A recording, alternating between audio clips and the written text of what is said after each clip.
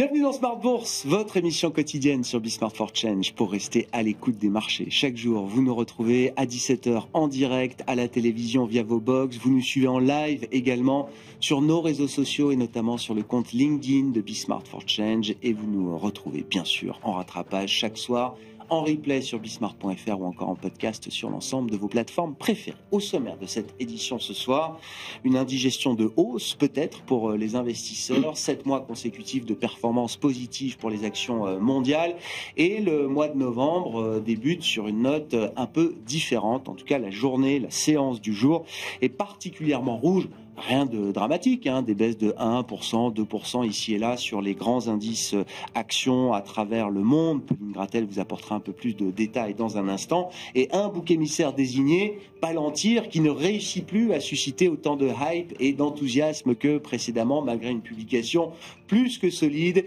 et un relèvement des objectifs annuels. Là aussi, Pauline Gratel vous donne plus de détails dans un instant. Discussion à suivre, bien sûr, avec nos invités de Planète Marché dans cette saison de publication de résultats et d'activités. On retiendra également la communication d'Edenred aujourd'hui sur un plan stratégique à horizon 2028. Edenred qui ne convainc pas les investisseurs, loin de là, puisque le titre est largement lanterne rouge aujourd'hui au sein du marché parisien, ayant perdu jusqu'à 10% au cours de cette séance. Voilà pour les sujets du moment. Et puis dans le dernier quart d'heure de Smart Bourse, nous prendrons la route et le chemin des 4e trophées de l'innovation organisés par LBP-AM qui se dérouleront le 12 novembre prochain et dont Smart for Change est partenaire pour cette 4e année consécutive. Nous recevrons la présidente du directoire de LBP-AM et le secrétaire général de LBP-AM dans le dernier quart d'heure de Smart Bourse pour amorcer le lancement vers ces 4e trophées de l'innovation.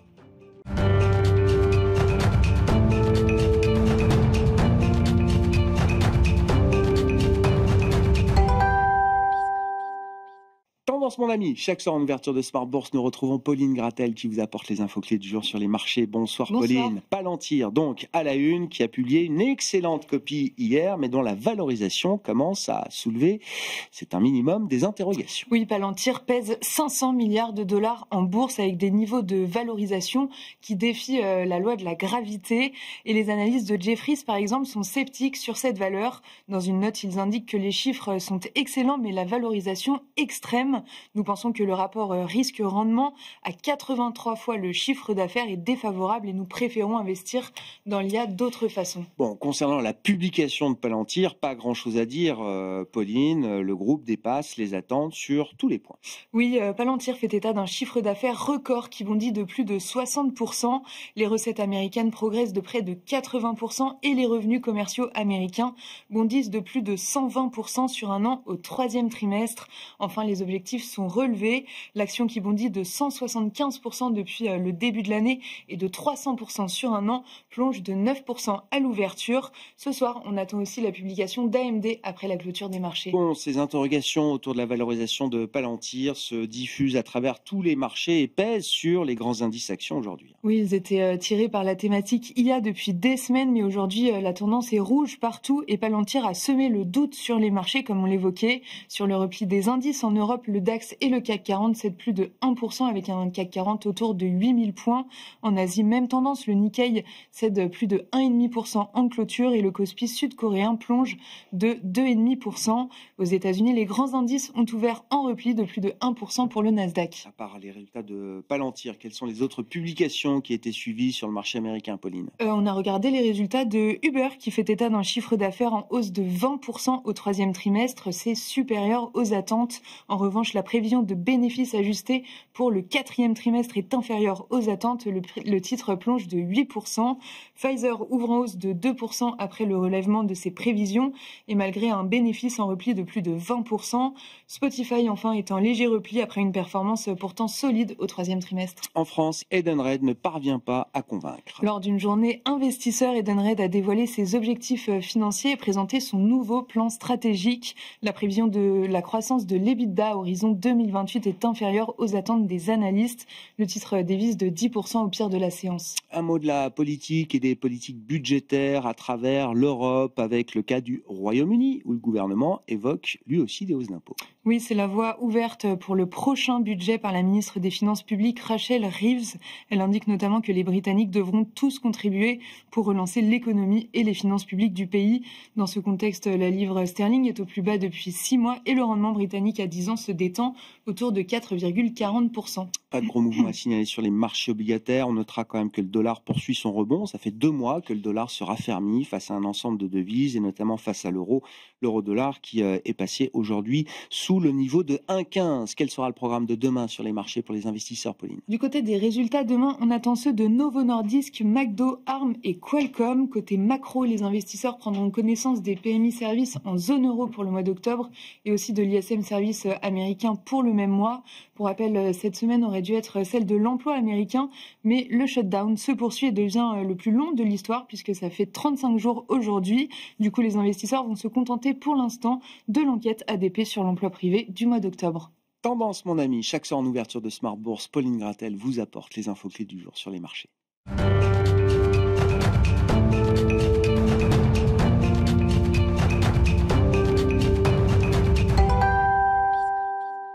Invité avec nous chaque soir pour décrypter les mouvements de la planète marché. Xavier Deburen est avec nous ce soir, directeur des investissements d'OTA Capital. Bonsoir Xavier. Bonsoir Grégoire. Stéphane Déo à nos côtés, gérant senior chez Eleva Capital. Bonsoir Stéphane. Bonsoir Grégoire. Et Benoît Pelloual nous accompagne également, le directeur des investissements de Natixis Wealth Management. Bonsoir Benoît. Bonsoir Grégoire. Bon, le narratif du jour, visiblement, vise à faire porter la responsabilité de cette séance négative à Palantir, qui n'a pas déçu, mais qui inquiète visiblement à travers une valorisation stratosphérique qui était déjà bien flaguée par l'ensemble du marché et qui posait pas de problème jusqu'à hier soir visiblement. Effectivement, c'est assez caractéristique de l'environnement des marchés qui baignent dans un optimisme particulièrement important. Parce que si on regarde au final, on a la macro, il n'y a pas spécialement de dégradation particulière. De toute façon, on n'a plus de chiffres depuis le shutdown. Donc même sur le point négatif qui était l'emploi, on n'a pas forcément de nouveaux chiffres. Quand on regarde les soft data, pas spécialement de dégradation supplémentaire. On a des chiffres d'inflation qui confortent plutôt la Fed dans les baisses de taux. Donc sur le volet macro, ça plaide plutôt à l'optimisme. La géopolitique, ça va un peu mieux avec l'accord entre la Chine et les États-Unis. Et puis quand on regarde les résultats de société, ça se passe bien. On a des bons résultats et donc c'est à ce moment-là où on a effectivement des mouvements qui interpellent et on se rend compte que effectivement les valorisations peuvent soulever quelques questions. Donc c'est un peu caractéristique des environnements un peu d'euphorie qu'on a généralement sur les marchés. Donc il faut y prêter attention. Parce que quand on regarde dans le détail, aux États-Unis, on a une prime de risque sur les marchés actions qui est à 0, qui est même quasiment négative quand on regarde en fonction des différentes mesures. Quand on regarde les valorisations dans leur ensemble, on valorise une croissance des profits qui est quand même très significative. Aujourd'hui, sur les niveaux de valorisation actuels, alors peu importe les métriques, on est sur des niveaux très élevés, mais on valorise dans l'ensemble du marché américain une croissance des profits qui serait autour de 25%. Si on regarde les chiffres là sur le trimestre, on est plutôt à 12. Les analystes dans le consensus, ils attendent 8-10 dans les 12 prochains mois. Et nous, dans le cadre du scénario macro, où la croissance américaine perd quasiment 1 point quand même en 2025 par rapport à l'année dernière, on est plutôt autour de 5-6% de croissance des profits. Donc on a du mal à justifier ces 25 pricés par le marché. Donc ça fait quand même pas mal. Il y a cette problématique de la concentration autour des valeurs de tech, qui explique quasiment 80% de la perte des actions américaines. Et puis on commence, et effectivement Palantir est révélateur de ça, d'avoir un price action qui montre une forme de fragilité. Je regardais des données quantitatives, mais en 2025, on a eu plus d'une centaine de mouvements sur des entreprises cotées de plus de 100 milliards de capitalisation, parce qu'on parle de mastodontes assez importants dans la tech. Plusieurs trillions de dollars, c'est vrai. Voilà, et même de façon plus générale, c'est une année record en termes de mouvements inhabituels. C'est Merrill qui calculait ça, où on n'a jamais eu autant de mouvements de plus de 2-3 écarts types sur une même journée de la part de certaines valeurs. Donc on voit qu'il y a une certaine nervosité, tout le monde veut participer à l'optimisme, tout le monde veut en profiter, mais on se tient quand même prêt à fuir à la première mauvaise nouvelle. Donc, qu'est-ce qui explique ce que vous décrivez parfaitement du marché?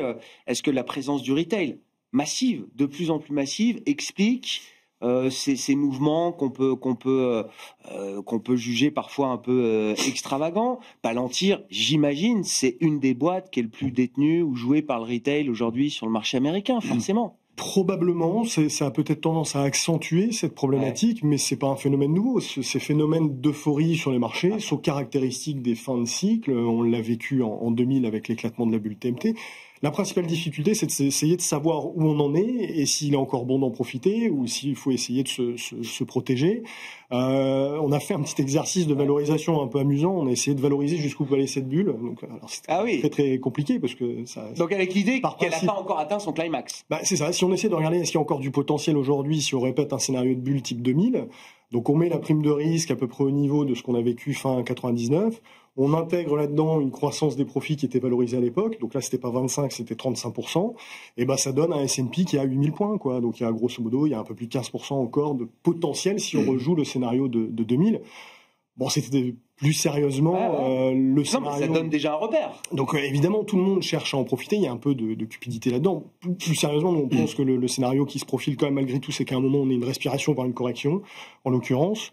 On se rende compte que les valorisations sont relativement élevées, l'économie américaine est en train de freiner, le fait d'avoir possiblement un poil plus d'inflation persistante à cause de la thématique des barrières douanières, c'est de nature à accentuer ce freinage, et c'est plus une correction de l'ordre de 15% quand on valorise ça qui se profile. Si on intègre même un scénario un peu plus d'un freinage un peu plus appuyé, sans forcément voir un passage en récession sur un trimestre, on a bien 20-25% à perdre sur les niveaux actuels. Donc il y a effectivement une tentation très forte des prises de bénéfices, des mouvements qui montrent une certaine fragilité.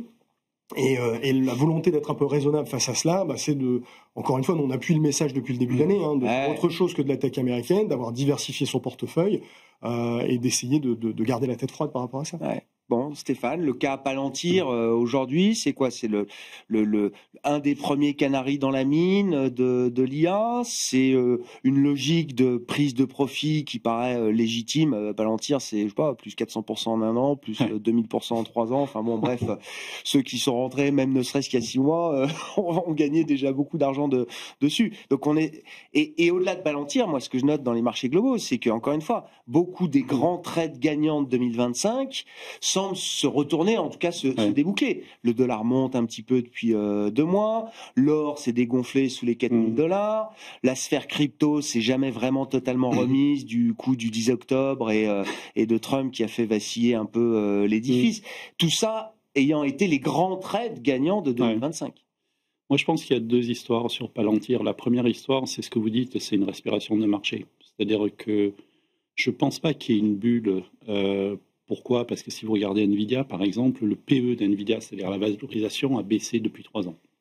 En fait, le marché avait raison de payer très très cher Nvidia parce que les bénéfices ont progressé plus vite que la performance boursière. Donc on n'est pas du tout sur une situation à la 99 ou 2000 où on mettait des valorisations insensées sur tout ce qui bougeait. Après, il y a quelques exceptions, Palantir en fait partie. Mais on a vu une très très belle performance.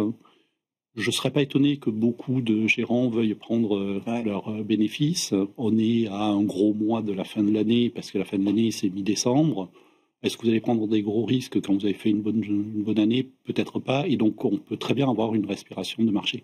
Ça, c'est un problème purement technique de court terme. Il y a un deuxième sujet, moi, qui me fait un peu peur. On parle beaucoup de bulles sur le marché. Action. Pour moi, ce n'est pas une bulle spéculative, c'est plus une bulle industrielle. Je m'explique. Si vous regardez les hyperscalers, c'est Amazon, c'est Microsoft, Google, etc. Ils ont prévu entre 400 et 500 milliards d'investissements dans l'IA. Alors c'est gentil, ça me fait plaisir, c'est beaucoup d'argent. Mais 400-500 milliards, ça veut dire que vous devez faire au moins autant, si ce n'est plus, en chiffre d'affaires pour rentabiliser ça. Moi, je veux bien, mais pour vous donner un ordre de grandeur, on estime le marché mondial du software, c'est-à-dire des programmes informatiques, à 700 milliards. Donc, pour sortir un chiffre d'affaires suffisamment élevé pour rentabiliser tous ces investissements, moi, je suis un tout petit peu dubitatif, pour le dire poliment. Et donc là, par contre, moi, j'ai l'impression qu'il y a une bulle d'investissement qui est beaucoup trop élevée. Et c'est là où Palantir est vraiment le caillou dans la chaussure. Un peu avancé, c'est ça. Si Palantir dit, au fait, on n'arrive pas à faire autant de bénéfices qu'attendu, ça prouve que ces paris qu'on est en train de faire sont probablement un petit peu trop osés. Et ça peut être un vrai sujet à moyen terme. C'est-à-dire le marché qui dit, mais attendez, vous dépensez des dizaines, des centaines de milliards, et on ne va jamais avoir une rentabilité décente avec ce genre de choses. À moyen terme, qu'est-ce que ça veut dire, Stéphane? Il y a beaucoup de roadmaps qui convergent vers 2030 dans toutes ces dimensions technologiques. Il y a un point de rendez-vous fixé dans les plans de développement autour de 2030 peut-être. Mais j'imagine que le marché va quand même s'interroger avant pour savoir si on est bien sur la trajectoire 2030 ou si on a déjà dérivé au point de ne pas tenir la trajectoire 2030. Ça veut dire plusieurs choses. Ça veut dire qu'à un moment donné, moi, ce qui me fait très très peur, c'est qu'après Palantir, on est un hyperscaler qui dise, mais attendez, je vous ai annoncé 100 milliards en investissement, ou je choisissez ce que vous voulez. Bon, ils sont tous à 100 ou 150 milliards. Grosso modo, et qui vous disent, mais en fait, ça c'était les prévisions, on n'a pas vraiment passé les ordres. Et là, tout d'un coup, vous allez vous dire, mais attendez, finalement, ça veut dire beaucoup moins de chiffre d'affaires pour Nvidia, ça veut dire beaucoup moins de chiffre d'affaires pour beaucoup de gens, et là, vous changez complètement la donne. À ce stade, et là, on n'y est pas encore. On n'y est pas du tout. Parce qu'une des dernières communications de Nvidia, c'était à leur conférence la semaine dernière. Ils étaient hyper optimistes. D'habitude, ils guident sur le trimestre comme toutes les boîtes à peu près raisonnables. Là, ils donnent une visibilité jusqu'à fin 26 avec un chiffre d'affaires embarqué de 500 milliards. Ça a l'air d'être de la commande ferme quand on écoute le management. Donc ça veut dire qu'on n'y est pas du tout.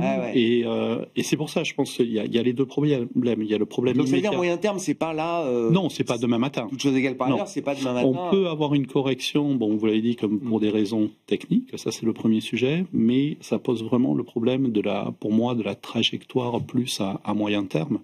Après, ça veut dire qu'on aura surinvesti, comme on l'avait fait pendant la période .com, et on se retrouve avec beaucoup trop d'infrastructures, et c'est super, parce qu'on avait construit un Internet qui était beaucoup trop gros, et ça a permis de démocratiser à vitesse grand V Internet. C'était la conclusion qu'on avait hier en plateau. Il faut faire attention quand on est investisseur, mais pour l'économie, c'est pas forcément une mauvaise nouvelle. La bulle qui craque, c'est les prix de la technologie qui s'effondrent, et donc c'est une massification vitesse grand V de la technologie. Bon. Xavier, vos commentaires et analyses sur cette dimension IA qui est plus que centrale, qui porte tout, à la fois les marchés et la macroéconomie également désormais.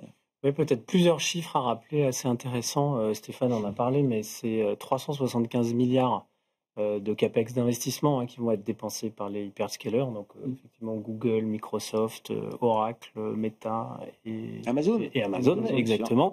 Et justement, Amazon, c'est sur ces 375 milliards, c'est 125 milliards de dollars. Juste pour donner un chiffre, quand on convertit ça en euros, ça fait à peu près 100 milliards d'euros. C'est la capitalisation boursière d'Air Liquide, créé en 1902, il y a plus de 120 ans. 120 ans d'investissement, 120 ans de développement. Et voilà, Amazon... ils avaient qu'à faire de l'IA. Mais donc, et puis une autre remarque quand même, on fait souvent des parallèles par rapport à la bulle de la tech, etc. Il faut savoir que ces hyperscalers qui font ces programmes d'investissement, aujourd'hui, ont des bilans quand même très sains et une génération de trésorerie qui leur permet, à hauteur de 70% aujourd'hui, de pouvoir financer. Ça, c'est une grosse différence avec ce qui s'est passé dans les années 2000 où il y avait 12 IPO par jour quand c'était pas 20 le lundi. Et tout ça, c'était autant de dettes qui étaient levées pour financer ces investissements. Donc, c'est quand même une différence assez fondamentale. Et puis, quand on fait l'exercice de prendre les plus grandes sociétés des années 2000, la valorisation des plus grandes sociétés des années 2000 par rapport à ces grands hyperscalers qui font ces investissements et qui font ce marché de la tech aujourd'hui. En 2000, c'était 52 fois les bénéfices. Aujourd'hui, on est plutôt à 27. Donc, il y a quand même... Les GAFAM en tant que tels atteignent pas des PE stratosphériques. Et en termes de santé financière, ça permet ces développements. Toute la question, mais c'est comme dans ces grandes révolutions technologiques, industrielles, etc. C'est des montants d'investissement qui sont énormes. Il y avait une comparaison qui était faite par Goldman avec les montants qui avaient été investis dans les chemins de fer anglais. Et en fait, remis à la valeur d'aujourd'hui, c'est plus important que ce qui est dépensé aujourd'hui. Donc, voilà. Donc, il y a des tendances et puis il y a un marché adressable. Et comme tout, il y a forcément beaucoup d'investissements. Il y en a qui vont avoir des returns on equity, des retours sur investissement qui vont être favorables. Et donc, et d'ailleurs, les returns on equity qu'on observe sur les premiers investissements qui ont été faits par ces hyperscalers ces dernières années sont aux alentours de 26-27%, et en moyenne, on est plutôt à 17%. Donc, c'est rentable, c'est pour l'instant des investissements rentables. Donc, toute la question maintenant va être, est-ce que ces sociétés vont encore avoir la capacité à financer à hauteur de 70% ces investissements. Alors, elles génèrent un cash flow monstrueux, mais face à ça, ce sont des capex monstrueux. C'est-à-dire qu'à un moment, entre le cash flow et les capex, comment le marché arbitre, enfin comment le marché juge la chose. Et bien justement, c'est quelque chose qui est vraiment très surveillé aujourd'hui. C'est dans quelle mesure ces sociétés-là font appel au marché pour financer ces prochains investissements, ces prochains capex. Et on le voit d'ailleurs, toutes les émissions depuis le début de l'année, il y a 140 milliards de dollars qui ont été levés pour financer de l'IA directement. On parle de dette ou indirectement sur de la dette. Donc toute la question, ça va être dans quelle mesure ça prend de l'ampleur ou pas. Et conclusion de ça, le risque en vaut encore la chandelle. La preuve, c'est que y a des gens qui sont prêts à financer ça. Voilà. Donc c'est à surveiller. Mais pour l'instant, ça s'est fait de façon mesurée, entre guillemets, parce que ces sociétés-là avaient les moyens de le faire. Et il y a une croissance et des carnets de commandes. On l'a vu sur les publications de Amazon et de Google, que toute la partie cloud, il y a des carnets de commandes énormes. Donc voilà, donc c'est vraiment et je rejoins ce qui a été dit par Stéphane et Benoît. Le marché à 25 séances de la fin, après des performances comme on a connu aujourd'hui, il a besoin de souffler. C'est un acte de gestion de prendre ses profits, de se dire tranquille. Quand on voit effectivement ces niveaux de valorisation, Palantir, c'est 299 fois le price earning de 2025. Il y a un moment, on prend pas trop de risques à prendre des profits aujourd'hui. D'ailleurs, le marché, il baisse pas tellement. Non, c'est pour ça, je restais mesuré. J'essayais de rester mesuré dans mon propos. Après, il y a quelques éléments techniques sur le marché américain qui montrent quand même qu'on peut avoir quelques signes. Notamment, il y a aujourd'hui plus de titres qui traitent sur leur plus bas depuis un an. Que l'inverse, que titres qui traitent sur les plus hauts. Ça, c'est quand même des éléments. La participation, la largeur de la participation est très faible. On a une divergence aujourd'hui qui est la plus marquée. On avait une tentative d'élargissement de la participation, on commence à y croire et ça s'est vachement resserré. Et dernier point d'un point de vue technique, aujourd'hui le S&P 500 est depuis plus de 4 mois au-dessus de sa moyenne mobile 50 jours. Ça s'est jamais vu. Donc voilà, il y a quelques signaux de surachat et de divergence qui militent pour une prise de profit. Bon, mais c'est vrai que sur la solidité de ces hyperscalers, on le rappelait hier en plateau, alors ça a été un mauvais virage pour Meta, celui du métaverse. Ça leur a coûté 40-50 milliards de dollars de capi et puis on va dire un désert boursier pendant au moins 12-18 mois. Mais ça n'a jamais remis en cause la viabilité de l'entreprise, qui peut perdre 40 milliards comme ça et rester une entreprise majeure, monstrueuse et centrale. C'est ça justement qui est l'accord de rappel qui fait la différence avec ce qu'on avait vu en 2000, c'est qu'on parle de sociétés qui sont d'ores et déjà extrêmement rentables, très solides, etc. Mais effectivement, c'est plus un risque de déception au-delà des problématiques qu'on voit de dynamiques qui peuvent rappeler des dynamiques de bulles. On le voit d'ailleurs dans ces capex, ils sont complètement circulaires. Nvidia met de l'argent chez OpenAI pour qu'OpenAI achète des puces, etc. Donc ça, c'est des mécaniques qui sont effectivement qui soulèvent des vraies problématiques. La tech a aujourd'hui un rôle qui est macro dans l'économie américaine. Enfin, on parle des montants 400 milliards de dépenses de capex cette année. Ça va faire combien de la croissance américaine? C'est 40% de ce qu'on a créé en PIB aux États-Unis cette année. Donc il y a un rôle macro et c'est pour ça que un risque de déception, et pas forcément un risque d'éclatement de bulle comme on a pu le connaître, un risque de déception est à surveiller parce que les conséquences peuvent être extrêmement importantes d'un point de vue strictement macro, de par le rôle que jouent ces sociétés aujourd'hui dans l'économie américaine. Encore une fois, il est réel ce risque. OpenAI, les deals des dernières années, c'est 1400 milliards de dollars. pour une société qui génère 13 milliards de revenus pour l'instant, et dont le fondateur n'est pas très intéressé immédiatement à la rentabilité, et ne prévoit pas vraiment qu'elle soit rentable avant 2030. Donc il y a quand même vraiment ce sujet de déception, il n'est pas du tout à prendre à la légère, dans un contexte de valorisation pareil, et dans un poids représenté aussi important. Encore une fois, la tech a indirectement un rôle à travers la génération d'effets richesses pour l'économie américaine, c'est-à-dire que cette excellente performance boursière, ces valorisations, profitent aux catégories les plus aisées de l'économie américaine. Aujourd'hui, le top 10 des ménages les plus riches aux États-Unis représente la moitié de la consommation. Donc un simple risque de déception à cause de problématiques de valo. C'est un sujet macro tout de suite. Exactement. Ça devient tout de suite un sujet macro. Et l'autre problématique sur ce secteur de la tech, effectivement, c'est la vraie nouveauté qui peut-être appellera un changement de statut et de perception à l'égard, de la part des marchés. La tech, historiquement, c'est un secteur plutôt proche de l'industriel, avec un bêta élevé, beaucoup de volatilité. Ça s'est transformé avec les big tech américaines en secteur de grande qualité, croissance, cash beaucoup de rich, visibilité, etc. Et là, on est en train d'écorner justement ce statut très qualité, avec des émissions de dette importantes. Au final, sur l'ensemble de la tech, ça va être 200 milliards de levée de dette cette année. C'est 3 fois ce qu'on a vécu ces dernières années.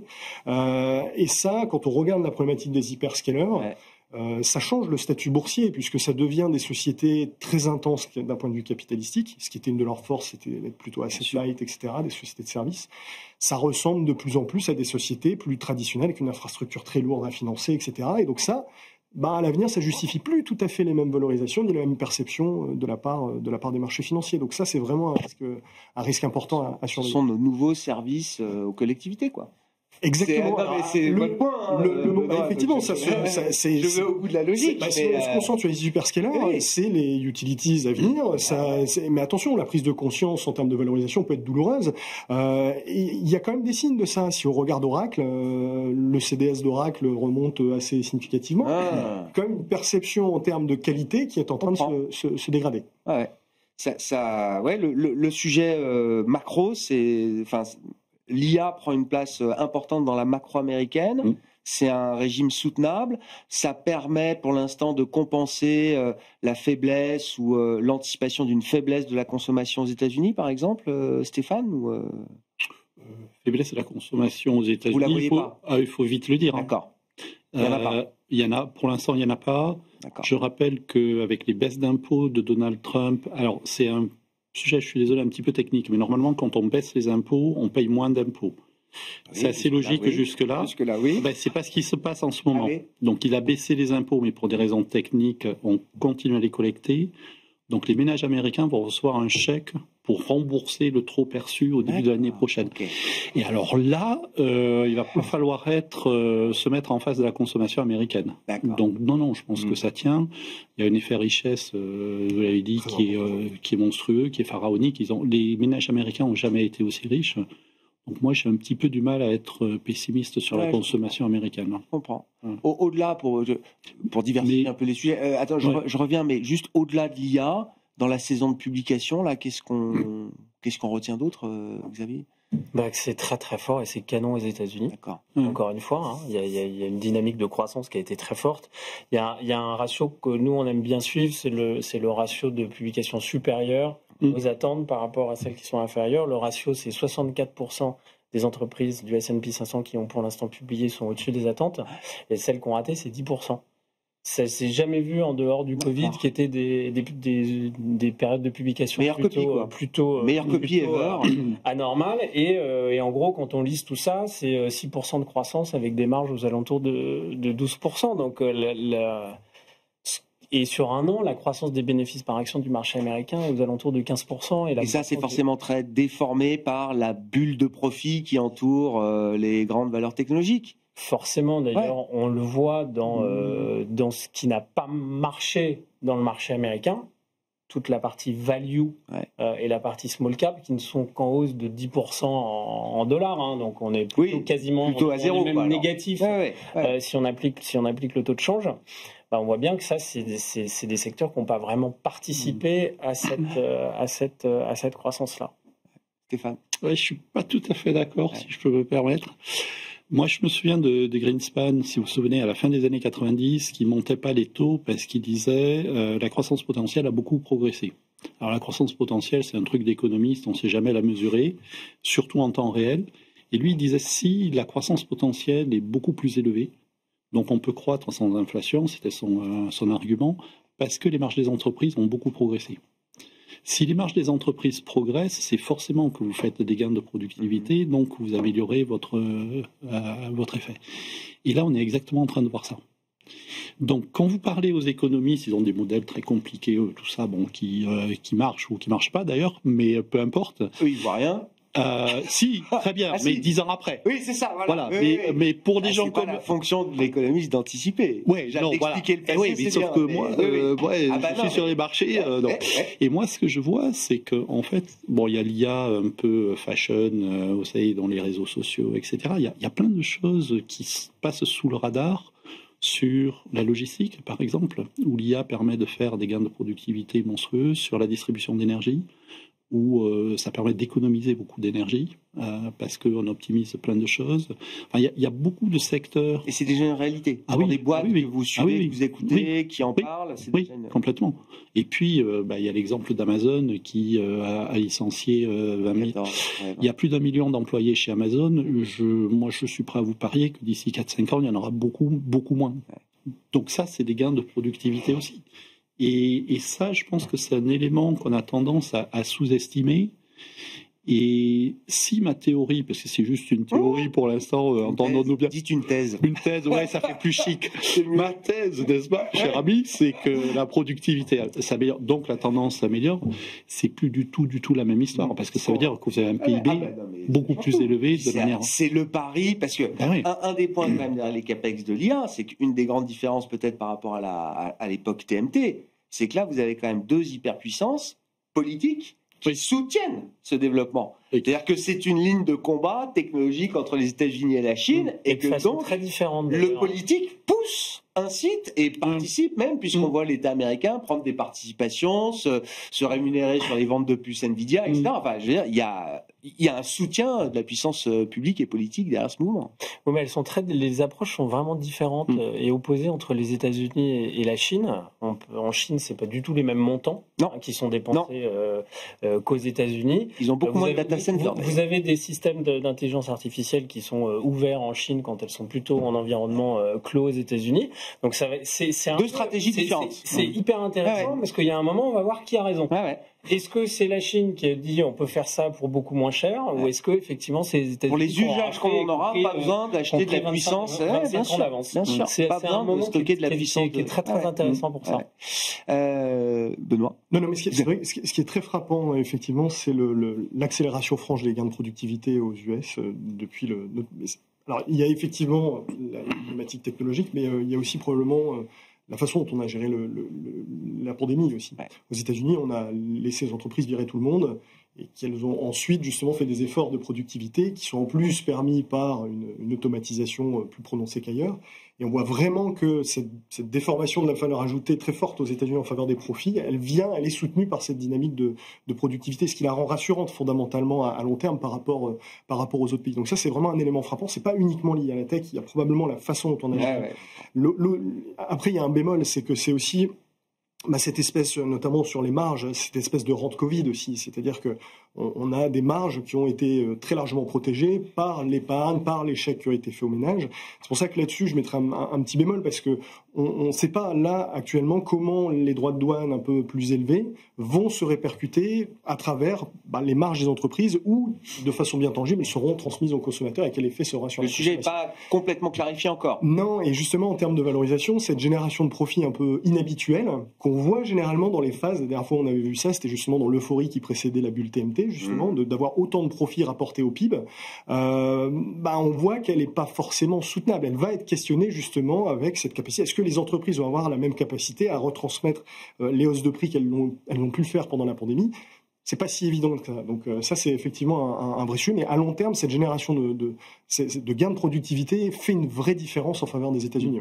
On évoquait hier, d'ailleurs, au passage, Robert Solow, prix Nobel 87. Alors, on voit des ordinateurs partout, sauf dans les statistiques de productivité. Il dit ça en 87. 5 ans après, la productivité explose. C'est-à-dire qu'il y a cette phase un peu dans l'œil de cyclone, effectivement, on voit rien. Et puis ensuite, ça y est, y compris dans des chiffres un peu plus macro, les choses deviennent visibles. À quoi se prépare la Fed ?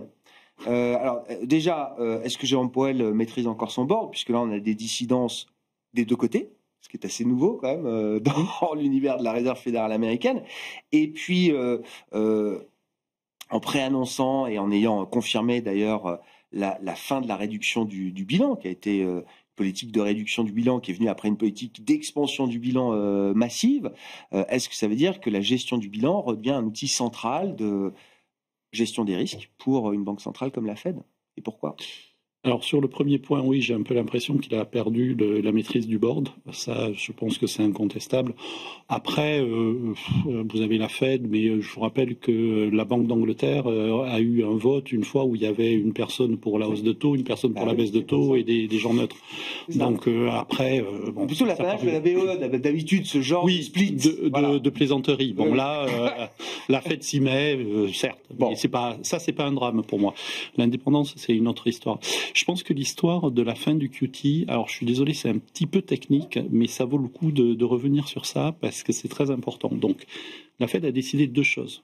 La première chose, c'est baisser les taux d'intérêt. Alors là, la probabilité du marché, c'était 99%. Donc, le marché était sûr qu'ils allaient baisser, ils ont baissé, donc on dit, oui, d'accord, c'est fait. Pas aucun intérêt, mais aucune surprise. Par contre, le QT, donc c'est la réduction de la taille du bilan. On n'était pas sûr qu'ils annonceraient la fin du QT. Donc, ils ont annoncé la fin du QT. Alors, moi, je suis un petit peu rentré dans les chiffres. J'aime bien les chiffres. Vous avez quelque part dans un recoin du site web de la Fed les SOMA. C'est le portefeuille de la Fed. Tous les treasuries qu'ils possèdent. Vous avez un magnifique fichier Excel de 1100 pages, etc. Bon, bref.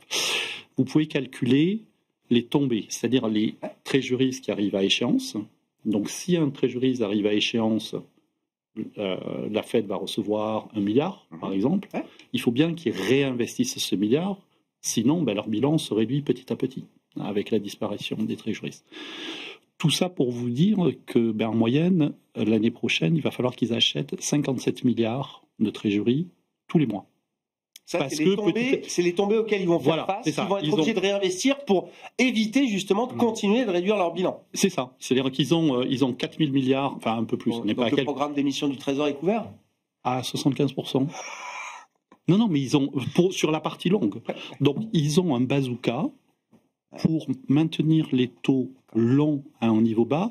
Et Bessent, qui est le directeur du Trésor, secrétaire d'État au Trésor, pardon, est obsédé par les taux longs. Pourquoi? Pour les mortgages, parce que quand vous empruntez pour des mortgages, vous pouvez baisser les Fed Funds, on s'en fiche, c'est pas ça qui compte, c'est les taux longs. Là, ils ont un instrument merveilleux pour maintenir les taux longs à un niveau bas, stable, et pour continuer à les faire baisser. Et donc, moi, je pense qu'effectivement, cette histoire de QT, elle est un peu passée. On a un peu parlé dessus un peu trop vite. Ouais. Je pense qu'il y a vraiment un instrument de politique. Ça veut dire quoi, 4,10 sur le 10 ans américain? Ça veut dire qu'on va les voir plus bas, beaucoup plus bas? Ça veut dire que, pas forcément. Une fois de plus, je vais me moquer des économistes. Bon, je l'ai été pendant quelques décennies, donc je peux me permettre. Oui, c'est ça. Oui. Alors, on a des beaux modèles fondamentaux qui nous disent que le Treasury, c'est plutôt du 5%. Là, on est en dessous de 4%. Enfin, pas aujourd'hui, on est repassé au-dessus. Mais on va rester au niveau de 4. Donc on est un gros point au-dessous de là où on devrait être si on laissait vraiment faire le marché. Ça s'appelle du contrôle de la courbe des taux, Benoît? C'est très intéressant, d'autant plus qu'il y a une phrase de Jérôme Powell qui était passée un peu inaperçue, c'est qu'en plus, ils vont faire grossir la partie de papier un peu plus court en termes de maturité dans le bilan de la Fed, ce qui est un reflet de fiscal dominance, justement.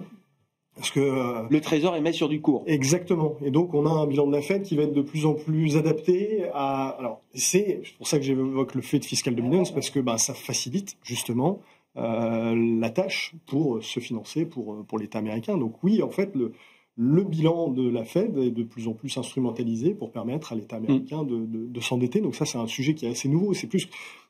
Au-delà de mettre Stephen Miran au bord de la Fed, je pense que c'est effectivement beaucoup plus efficace en termes de logique de pilotage des taux. Et je rejoins complètement Stéphane. Si on combine ça à un freinage de l'économie, parce que malgré tout, même si on n'a plus les chiffres depuis 3 semaines, on a quand même un marché de l'emploi qui se dégrade. Quand on fait des exercices fondamentaux, nous, on est plutôt effectivement autour de 3,5, 3,6 sur le 10 ans américain. Il y a un potentiel à le faire baisser. Donc oui, effectivement. Et c'est pour ça que les problématiques de liquidité qu'on a vues récemment sur les marchés sont assez... sur les marchés monétaires, là, cette fois, il existe des instruments pour éviter le dérapage, pour éviter que ça se passe mal. Mais la contrepartie, c'est de faciliter la tâche au gouvernement américain pour continuer de s'endetter. Donc, effectivement, ça va être un sujet très important et qui peut être instrumentalisé justement par l'administration américaine. Bon, et c'est juste la Fed ou c'est toutes les banques centrales qui vont repenser leur politique de bilan, la BCE, la Banque d'Angleterre Oh non, la BCE, ils sont sérieux, ils vont pas faire ça. Ah oui? On va continuer de réduire le bilan de la BCE au rythme auquel on le fait pour l'instant, la BCE réduit son bilan plus rapidement que la Fed. Jusqu'où on ira, je ne sais pas. Non, mes plaisanteries mises à part, je pense qu'il y a une... Je peux me tromper, mais la façon dont ça a été présenté, je pense qu'il y a une vraie instrumentalisation et une vraie volonté d'utiliser par la Fed le bilan pour manipuler, enfin manipuler, c'est pas le terme, mais sur les taux longs, alors que la BCE n'est pas du tout dans cette logique-là pour l'instant. Maestro, Scott Bessent, quoi. Pour dire les choses simplement. Cet aspect de liquidité, oui, parce que c'est de la liquidité derrière quand même qu'on met dans le marché. Elle peut se retrouver sur les taux longs, elle peut se retrouver ailleurs aussi à un moment. Enfin, c'est pas neutre, j'imagine, quand on est investisseur et quand on gère des portefeuilles d'actifs. Bien sûr. Alors la contrepartie de ces émissions de monnaie, ça se reflète sur le cours de l'or.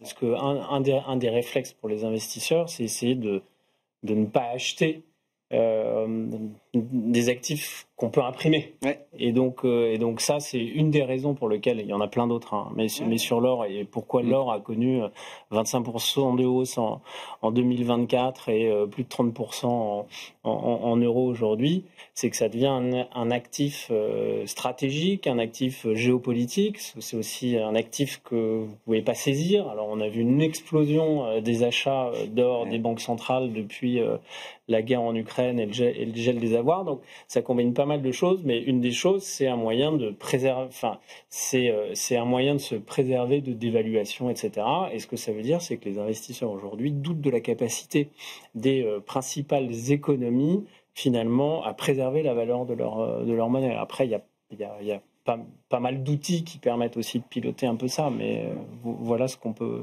en dire en regardant ça d'un autre angle. Bon, il nous reste 2 minutes, petit tour de table rapide là. Qu'est-ce qu'il est de bon ton de faire pour cette fin d'année là sur les marchés? Cristalliser la performance déjà, c'est un peu le message commun, j'ai l'impression. Xavier, oui. Oui, faut être raisonnable. On atteint des niveaux de valorisation qui sont assez tendus. La performance est bonne. Ça permet aussi de garder des liquidités quand il y aura une correction de marché pour pouvoir ne pas hésiter surtout à réinvestir quand il y a des opportunités avec des baisses de marché. Couvrir les portefeuilles et les performances, Stéphane? Oui, alors sur les indicateurs techniques, j'ai pas les mêmes que Xavier, mais c'est la même histoire. Il y a pas mal de choses un peu bizarres, inquiétantes, je sais pas comment le dire, et qui sont en train de se passer. Donc on est plutôt en train d'alléger le budget de risque. Et puis on avait couvert le risque dollar, on a enlevé toute la couverture. Ah ouais.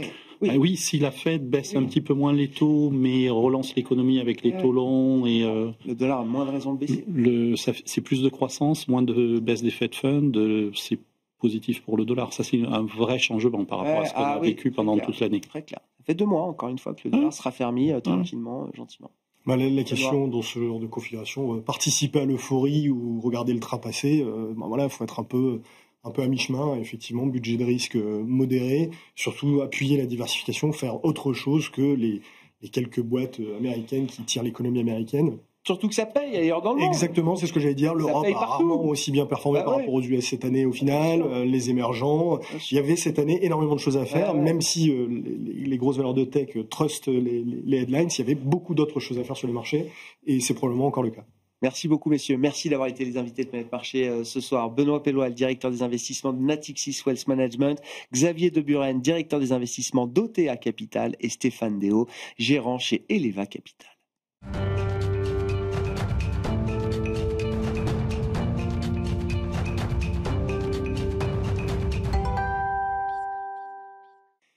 Le dernier quart d'heure de Smart Bourse, chaque soir, c'est le quart d'heure thématique. Le thème ce soir, c'est celui de l'innovation que nous célébrons avec les équipes de LBP AM et Smart for Change, bien sûr, qui sera à nouveau partenaire des 4e trophées de l'innovation organisés notamment par LBP AM, portés depuis 4 ans par LBP AM et qui se dérouleront en ce mois de novembre à Paris, le 12 novembre précisément. Pour en parler et pour prendre la route de ces trophées de l'innovation, à mes côtés en plateau, Emmanuel Mouret, président du directoire de LBPM, et Pierre Ernst, secrétaire général de LBPM. Bonsoir à vous deux. Merci beaucoup d'être là et ravi de vous accompagner encore dans cet événement qui a pris beaucoup d'ampleur au cours des dernières années. On va y revenir, bien sûr, Emmanuel, mais c'est l'occasion aussi de dire un petit mot de LBPM. J'ose pas rappeler que LBPM s'appelait précédemment la Banque Postale Asset Management, mais pour montrer quand même là aussi toute la transformation d'une entreprise, d'une société de gestion d'actifs, qui est un pilier clé de ce que vous appelez le grand pôle financier public. C'est ça, Emmanuel? Je voulais qu'on redonne un peu quelques éléments et le rôle de LBPM, de ce grand pôle financier public pour l'écosystème tech et son financement. Oui, alors tout à fait. Donc LBPM, avec sa filiale, la financière de l'Échiquier, ce sont les gérants pour compte de tiers de ce grand pôle financier public. Donc on a 75 milliards d'actifs, à la fois sur des actifs cotés et non cotés. Et notre job au quotidien, c'est d'identifier les projets qui vont gagner et les pépites et les champions de demain. Donc c'est la raison de ces trophées de l'innovation. Et c'est vrai qu'on appartient à ce qu'on appelle le grand pôle financier public, donc c'est la Caisse des dépôts, c'est CNP Assurance, la Banque Postale, la Poste, donc des acteurs très diversifiés dont l'ADN, la mission est de favoriser le développement des territoires, le développement des entreprises en France et de soutenir l'innovation sous toutes ses formes, en particulier l'innovation technologique durable. Et ce fil conducteur est décliné dans tous les métiers. Et donc les trophées de l'innovation, c'est une illustration pour LBPM. Vous êtes une des LBPM et l'Échiquier, vous représentez une des plateformes actions et une des plateformes tournées vers la technologie les plus importantes aujourd'hui à Paris, Emmanuel. Ah oui, alors 35 milliards sous gestion en actions, c'est vrai qu'on doit être le plus gros gérant sur ce sujet, en effet. Ouais. Avec effectivement ce creuset autour de l'innovation et de la technologie. Alors pourquoi les trophées? Ça fait 4 ans que vous portez et que vous accompagnez ces trophées de l'innovation. Quels sont les objectifs que vous vous fixez avec cet événement qui est devenu, et je l'ai vécu en vous accompagnant, par rapport à la première édition, je sais que la 4e va vraiment être un événement de place, Emmanuel. C'est quoi l'objectif quand on a un tel événement entre les mains? Alors, il y a l'aspect vitrine, ça je n'ai aucun doute là-dessus, et tant mieux pour vous et pour les lauréats, mais est-ce qu'il y a d'autres objectifs que vous poursuivez aussi à travers cet événement? Bah oui, alors en fait, ça prend de l'ampleur, mais finalement, ça reflète le caractère absolument essentiel de l'innovation dans nos métiers. J'ai même envie de dire que si on n'est pas capable d'innover, on va mourir. Donc je pense que ça, c'est le premier point, donc c'est vital. Alors c'est vrai qu'au bout de 4 ans, on peut faire un bilan sur ce que ça nous apporte, beaucoup de choses, mais je vais citer 2 choses en particulier. Ça nous permet tous les ans de regarder ce qui se fait en France. La France est un vivier pour les startups, qui est incomparable. On a beaucoup de chance et des startups qui sont capables de passer à l'échelle avec des solutions très, très différentes et très innovantes. Donc, c'est une chance de regarder ça tous les ans. Ça, c'est un des objectifs très importants et c'est ce que ça nous apporte. Et le deuxième, de façon égoïste, c'est que ça répond à des besoins hyper concrets de nos organisations. Donc, on a choisi, par exemple, un des lauréats, un des derniers lauréats, Fruger, pour pouvoir évaluer l'empreinte carbone de notre propre IT.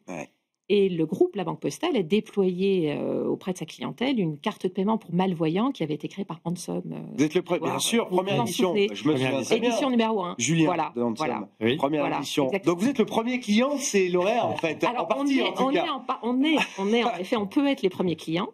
Donc ça, c'est ce que ça nous apporte beaucoup, mais on essaie aussi de donner. En fait, on essaie de contribuer au rayonnement de la French Tech. Après tout, on est un acteur public, quelque part. Et le rayonnement de la French Tech, c'est quoi? On espère que la mise en lumière d'un certain nombre de ces startups va permettre aux plus prometteuses d'entre elles d'arriver jusqu'à l'introduction en bourse, à la fin, gérant d'actifs. Donc, on serait ravis de les accompagner dans leur IPO, mais c'est un chemin compliqué. Oui. Et la deuxième chose, de façon modeste, ça nous permet de donner de l'information, voire de la formation au plus grand nombre sur les enjeux prospectifs, sur les enjeux qui sont les plus importants, notamment sur les ruptures technologiques qui sont devant nous. Bien sûr. Et l'audience, encore une fois, pour participer à ces événements, est hyper qualifiés, à la fois venant du monde de la technologie et de l'innovation et du monde de l'investissement. Et quand je dis de l'investissement, c'est du VC, c'est de l'investissement en capital risque très souvent. Absolument. C'est ça. Le jury est multidisciplinaire. On a des investisseurs institutionnels, on a des start-upers, on a des gérants d'actifs, des experts sectoriels. En effet, c'est très varié et ça nous donne ça nous crédibilise en tout cas dans nos propres démarches d'innovation. On va évoquer cette 4e édition avec vous et les nouveautés qu'elle apporte, Pierre, mais un mot des précédents. Et puis surtout, moi j'aime toujours avoir le retour de ce que sont devenus, alors peut-être pas tous les lauréats, mais certains d'entre eux des éditions précédentes.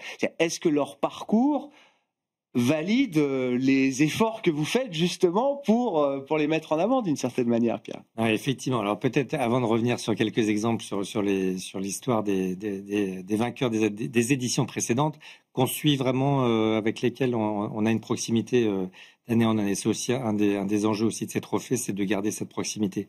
Mais c'est vrai que ce qui est très impressionnant, et Emmanuel l'a dit, c'est que année après année, on s'aperçoit en fait que l'innovation, au travers de l'organisation de ces trophées, puisque nous on a la chance, au-delà des vainqueurs, de voir aussi tout le panel des candidats qui sont dans les différents secteurs, initialement de la fintech, mais après on a fait évoluer sur la green tech, puis le secteur de la S-tech.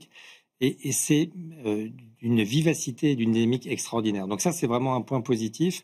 Et ce, malgré, parce qu'on avait lancé ces trophées en 2022, pour rappel, c'était en pleine période de hausse des taux. Donc après, les levées de fonds ont été quand même plus difficiles. Maintenant, il y a une instabilité politique et fiscale qui ne rend pas évident aussi ce secteur-là. Mais c'est vraiment intact au niveau de cette dynamique-là. Alors, des histoires, on en a des belles. Donc, on commence à avoir des évolutions très positives des précédents vainqueurs. Je pourrais en citer 3. Donc, il y a Achille, qui est dans le domaine de l'assurance, effectivement, qui suit un peu dans les pas d'Alan, qui est un autre aussi assureur qui fait bouger un peu les lignes sur le secteur français. Donc là, qui vient de rentrer dans comme membre du Next Tech 120, en fait, donc qui assoit déjà sa position dans ce secteur-là. Je peux citer Patrol, qui était un vainqueur l'année dernière aussi sur la cybersécurité, qui vient d'ouvrir un bureau à Londres après une levée de capitaux qui avait été faite quasiment au même moment que les trophées l'année dernière. Et puis un autre exemple, Synapse, qu'on aime bien. Synapse, c'est de l'IA pour la médecine, qui vient de lancer un agent conversationnel en IA, qui a l'ambition de concurrencer ChatGPT en France. Et ce qui est passionnant en fait dans ce secteur-là, il faut avoir en tête que aux États-Unis, 66% des généralistes utilisent ChatGPT dans leur quotidien. Donc vous voyez le potentiel en fait de ce vivier et de ces secteurs-là. Bon. Donc ça, c'est des belles histoires. On a malheureusement de l'autre côté quelques histoires un peu plus difficiles. Toujours dans le domaine de la santé, c'est des Brentel qui était un coup de cœur il y a 2 ans et qui en redressement la matière blanche du cerveau. La matière blanche du cerveau. Et là, on voit aussi la difficulté des cycles d'investissement, du retour d'investissement, de la difficulté de ces secteurs-là. Donc vous voyez, donc des belles essentiellement des belles histoires. Bien sûr. Mais voilà, c'est aussi la vie d'entreprise en France. L'environnement adverse, aujourd'hui, c'est l'instabilité politique, la fiscalité. Demain, ce sera autre chose. Enfin, je veux dire, c'est aussi un écosystème, j'imagine, qui se renforce à travers ces moments d'adversité et qui vont se poursuivre. Il y en aura d'autres, j'imagine, demain. Parlons de la 4e édition. Qu'est-ce qui va caractériser cette 4e édition et quelles vont être les nouveautés? Est-ce qu'il y a un peu de sang frais Toujours des nouveautés. On essaye. Donc déjà, la première chose, c'est qu'on a cette année franchi le seuil des 100 candidatures. Donc ça, c'est quand même très intéressant.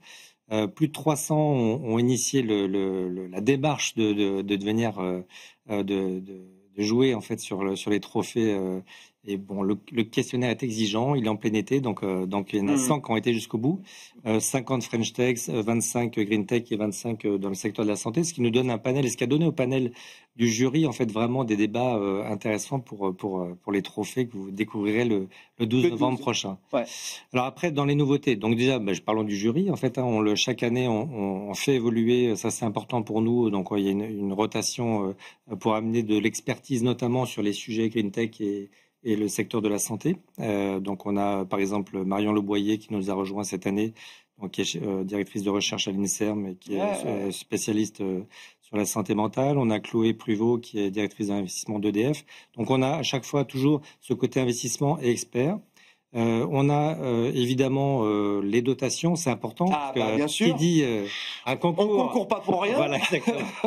Donc grâce à nos partenaires qui se sont aussi ajoutés cette année, on peut présenter donc une dotation financière de 10 000 € par lauréat. On va avoir également grâce à OVH Cloud, des crédits en fait de cloud jusqu'à 100 000 € pour chaque lauréat, en fonction évidemment de leurs besoins, évidemment.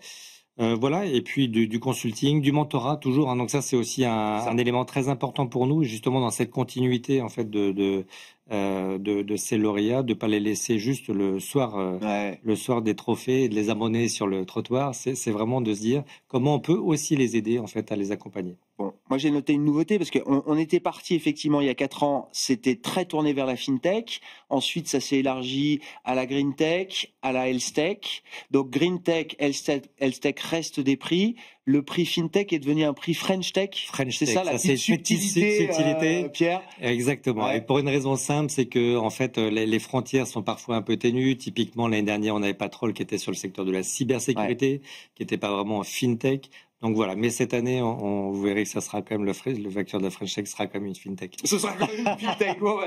Et puis un coup de cœur du jury, évidemment. Toujours. Donc 4 lauréats, vous les retrouvez évidemment dans Smart Bourse à l'issue de la cérémonie qui sera tournée. Et là aussi, c'est une des nouveautés de ces dernières années. Il y a avant la phase de remise de prix, une table ronde sur un sujet qui était celui de la santé l'an dernier, qui fut celui de l'IA. Mais ça remonte à déjà 2 ans. Et oui, parce que l'IA, c'était il y a 2 ans déjà avec OVH, bien sûr, et Octave Klaba qui était parmi nous pour cette table ronde. Là, cette année, c'est le quantique. Pourquoi le quantique ? Diable. Le quantique. Alors, le quantique, en fait, c'est un thème qui fait partie des objectifs 2030 pour la France, qui s'est doté d'une stratégie nationale quantique en 2021. Donc, c'est un thème qui est important pour la France. Et c'est un thème qui est en fait pas très nouveau parce que les bases ont été posées en 1900, mais la recherche s'est accélérée uniquement à partir des années 80. Alors, je ne prétends pas être une experte du quantique, loin de moi cette idée, mais tout de même, qu'est-ce que ça fait l'informatique quantique ? En fait, l'objectif est de résoudre les limites de l'informatique actuelle, et ça offre des alternatives pour résoudre des problèmes qui sont jugés intraitables. Des problèmes de calcul, surtout, qui sont jugés intraitables par nos supercalculateurs actuels. Et en réalité, ça n'est pas que du calcul, ça n'est pas qu'une niche, ça a déjà des applications qui sont concrètes. Alors, au premier plan desquelles la cryptographie, parce qu'en fait, l'informatique quantique est une vraie menace pour les systèmes de chiffrement actuels, dont il convient donc de se protéger de cela. Ça a des implications dans les domaines de la simulation. On peut par exemple faire de la modélisation de molécules en chimie, dans la pharmacologie. Et ça aura peut-être des implications dans l'intelligence artificielle en accélérant finalement des algorithmes d'IA. On peut imaginer que le machine learning, à partir de données massives, soit rendu possible grâce à l'informatique quantique. Donc en fait, le quantique, c'est un sujet de souveraineté, bien sûr. C'est le sujet du jour. On a la chance d'avoir des startups fantastiques dans ce domaine. On va interviewer Alice et Bob et Pascal notamment. On aura BPI et French Tech avec nous justement. Et donc c'est un sujet auquel il convient de s'intéresser sans plus tarder. La nouvelle frontière. Et puis tout est question de puissance et de fiabilité de calcul. C'est bien l'enjeu des recherches qui sont menées, notamment par ces 2 startups, Alice et Bob et Pascal, qui seront présentes à l'occasion de cette cérémonie le 12 novembre prochain. Merci beaucoup à vous deux, Emmanuel Mouret, Pierre Ernst, présidente de LBPM et secrétaire général de LBPM, qui était avec nous pour initier et donner le coup d'envoi de cette période qui va nous amener jusqu'au Trophée de l'innovation le 12 novembre prochain. Et dans la folie de ces trophées, vous pourrez découvrir dans Smart Bourse en exclusivité les 4 lauréats qui auront été récompensés à l'occasion de cette 4e édition. Merci Grégoire.